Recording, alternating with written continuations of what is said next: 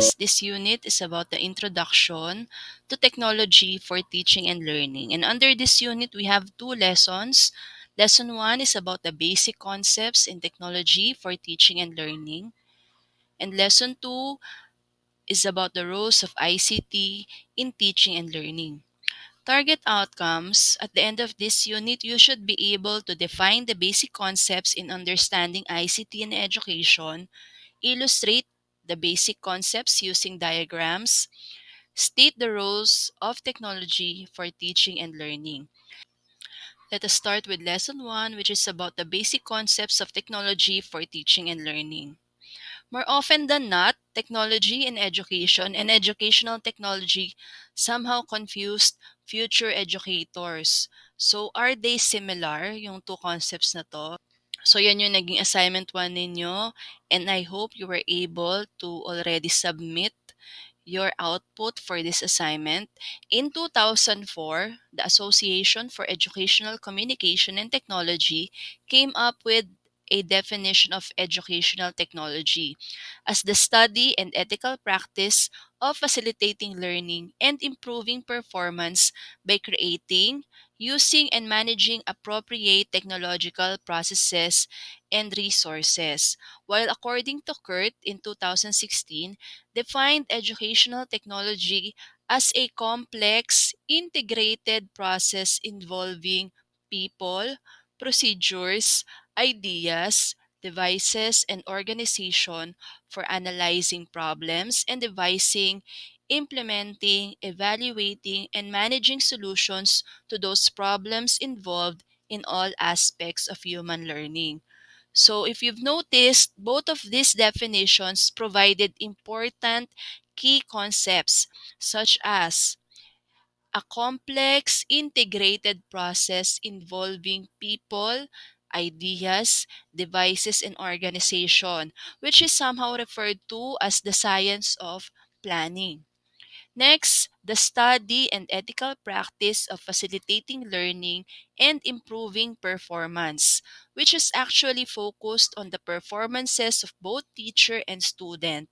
And last, words such as creating, devising, using, facilitating, managing, analyzing, and improving, which could be renamed and rearranged into processes usually done by teachers related to instructional materials, such as developing, organizing, implementing, evaluating, and improving. So yun yung mga key concepts with regards to educational technology. So now, you may now come up with a comprehensive definition of educational technology as a science of planning, developing, organizing, implementing, evaluating, and improving instructional materials and instruction for best teaching learning performances and experiences for both teacher and students. So technically, educational technology is a very broad concept kasi nga sabi siya, 'di ba? A science. It is a science. However, you can simplify this into key elements. So, what are those key elements of educational technology? So, we have six key elements of educational technology. One is the science of planning. It is identifying the needs for instructional materials to be used in the class based on students, teacher, or both. So ano ba yung appropriate na instructional materials para sa students? And at the same time, ano ba yung kayang i-deliver ng teachers? Number 2, developing, referring to the actual development of instructional materials carefully planned according to the needs. So based dun sa magiging assessment ninyo, dun sa needs ng students and ng teacher, paano nyo ngayon bubuuin itong instructional material. Organizing, sequencing, measuring, timing, and practicing the target flow of implementation. So, crucial din itong organizing kasi nga dito pipiliin nyo na yung mga topics na ilalagay ninyo dun sa inyong instructional materials. At the same time, ano ba yung magiging pagkakasunod-sunod, gaano ba kahaba o kaikse yung bawat lesson na ilalagay ninyo sa inyong mga instructional materials para maging effective during implementation. Next, implementing, using the developed instructional materials in an actual instruction. So once na nabuo nyo na yung instructional material, syempre gagamitin nyo na ito for your students. So doon nyo mame-measure at doon kayo magpo-proceed sa next element, which is evaluating, validating the effectiveness of the developed instructional materials and methods and or strategies used through formal and informal assessment. So yung instructional material na nabuo ninyo, once na pinagamit nyo na yon sa inyong mga students, so ngayon i-assess ninyo effective ba yung instructional material na nabuo ninyo? Nakatulong ba ito para mas matutunan nila yung mga lessons na dapat nilang pag-aralan? So magkakaroon kayo ngayon ng assessment.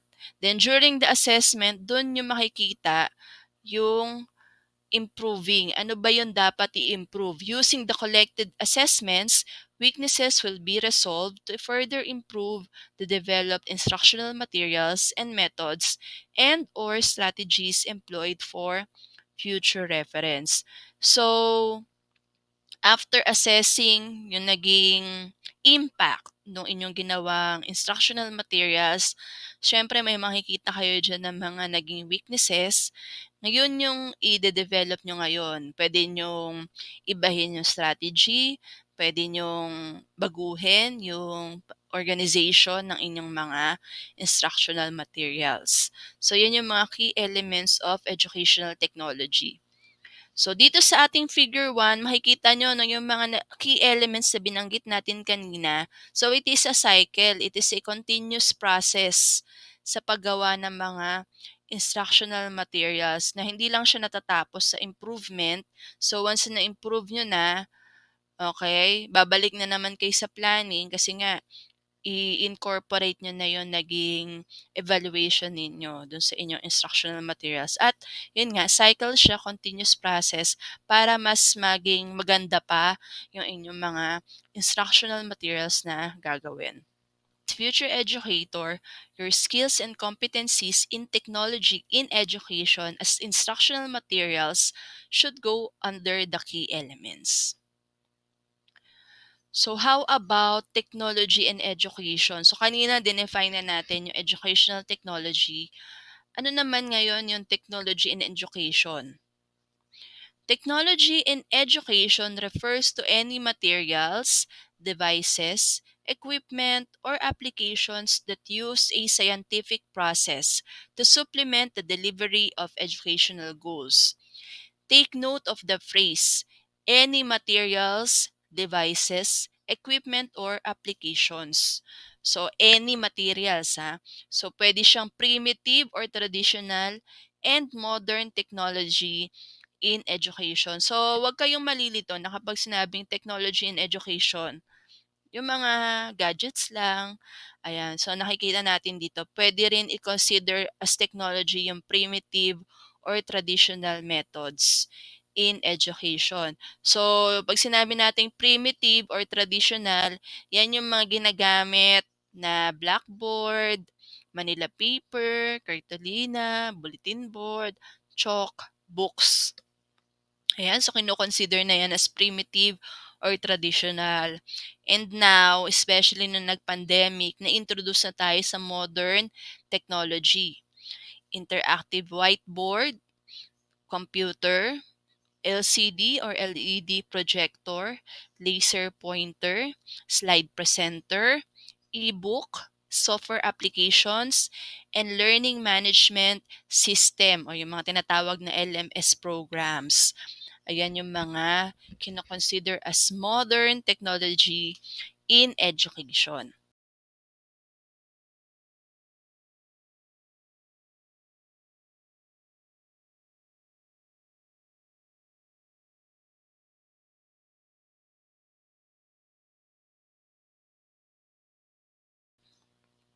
So when you become a teacher, whether you use primitive or modern technology to supplement the delivery of educational goals, it is a must to undergo to the key elements, yung mga binanggit kanina, or processes mentioned in educational technology for best teaching, learning performances, and experiences.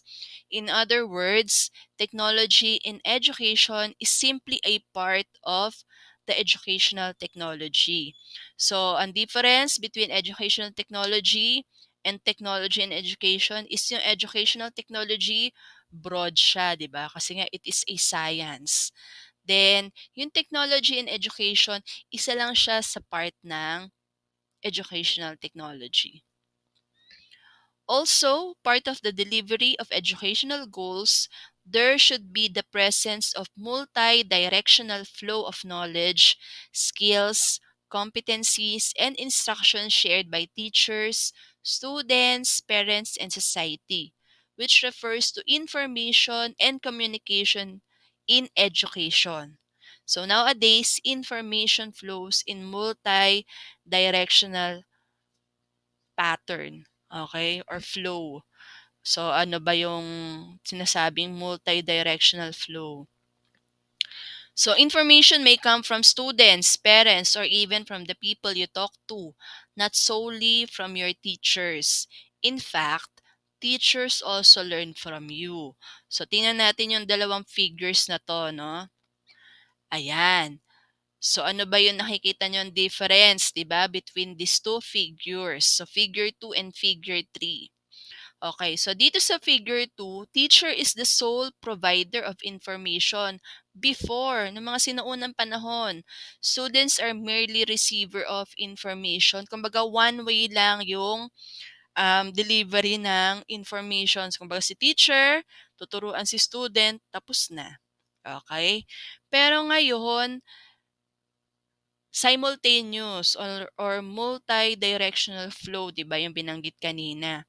So dito sa figure 3, teacher and students nowadays share information. Teacher learns from her students as well. So not only teacher to student, pwede rin matuto si teacher from student, and at the same time yung student among themselves can learn from each other. Dito na tinatawag yung collaboration, di ba? Collaboration not only between students, but also between teacher and students. Okay? So as you can see, information and communication in education nowadays uses several ways aside from the classroom setup of delivery. This includes the use of the following. Ayan. So, yan yung mga items na pwede rin gamitin nowadays. Naku, especially during the pandemic, na-introduce tayo sa mga platforms na to, di ba? Yung email, Messenger, Viber, Facebook, text, Instagram, Twitter, and yung Learning Management System or LMS. Personally, during the pandemic, nung nag-transition tayo to new normal education, to online education, yan, yung messenger, gamit na gamit yan. Email, kahit papaano, may mga nagsasabit ng outputs through email. Facebook, yan, dahil halos lahat tayo may access to Facebook. And LMS, particularly yung Google Classroom. Ayan, di ba, na-introduce tayo sa mga platforms na to. To make sure that you will be able to have best experiences in using your instructional materials or technology in education, a system of development and evaluation should be considered, and that is known as instructional system. So, importante itong instructional system. Why? Instructional system, also known as instructional design, refers to the systematic process of developing and evaluating instructional materials and experiences. Since developing and evaluating instructional materials form part of the educational technology, instructional system is also part of educational technology. So kanina, ang part ng educational technology is technology and education, and another part is this instructional system. If this instructional design focused primarily on enhancing teaching learning process using technology, that is instructional technology. So, yung instructional system, kumbaga, under pa nun is instructional technology. Okay? Lalo na kung ang focus nga is enhancing teaching learning process using yung mga technology in education. So generally speaking, educational technology embraces all areas of technology in any field of education according to Brian and Knowlton in 2015. Okay? So I hope you were able to now differentiate educational technology from technology and in education. So what are the key points that you need to ponder? So what is educational technology? Technology and education.